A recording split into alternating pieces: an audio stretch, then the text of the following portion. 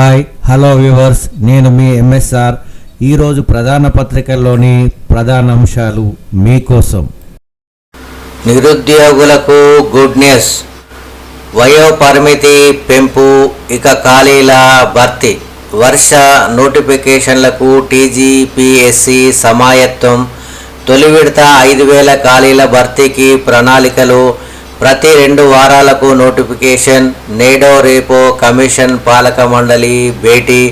వచ్చే 2.5 ఏళ్లలో 1,00,000 ఖాళీలను భర్తీ చేయాలన్నది లక్ష్యం. మహానగరం చుట్టూ మహా సవాళ్లు. ప్రభుత్వ ప్రతిపాదనలన్నీ ఆగమాగం. లక్ష్యాలు ఘనం, ఆచరణలో అవరోధాలు. అభివృద్ధి ప్రాజెక్టులపై నీలి నీడలు.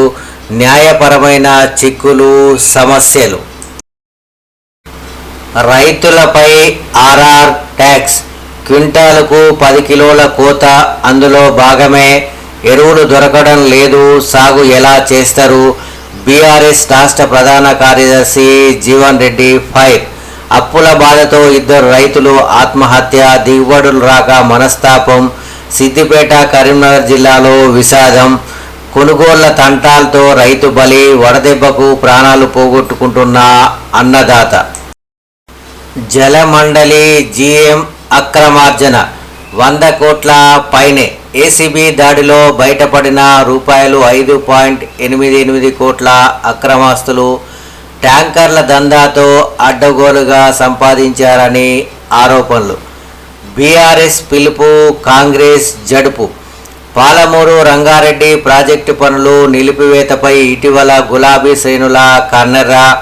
పాదయాత్ర చేపడతామని ఉమ్మడి మహబూబ్నగర్ బీఆర్ఎస్ నేతల ప్రకటన. దాంతో కాంగ్రెస్ సర్కార్లో ఒక్కసారిగా కదలిక. ప్రాజెక్టు పనులపై ముఖ్యమంత్రి సమీక్ష. పనుల వేగంపై అధికారులకు ఆదేశం. గతంలోని ఇదే తరహాలో సర్కార్ హడావిడి. పాదయాత్ర భయంతోనే సమీక్ష. నిరంజన్ రెడ్డి. ప్రాజెక్టు పూర్తి చేసేదాకా పూరు శ్రీనివాస్ గౌడ్. పంట పీకి పందిరి.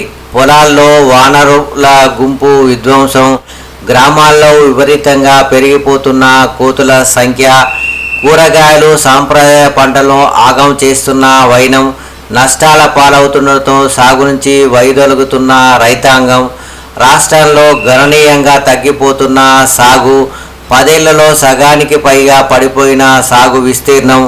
రాష్ట్ర అవసరాల్లో 16% మాత్రమే సమకూరుతున్న పరిస్థితి. ఇతర రాష్ట్రాల నుంచి కూరగాయల దిగుమతి.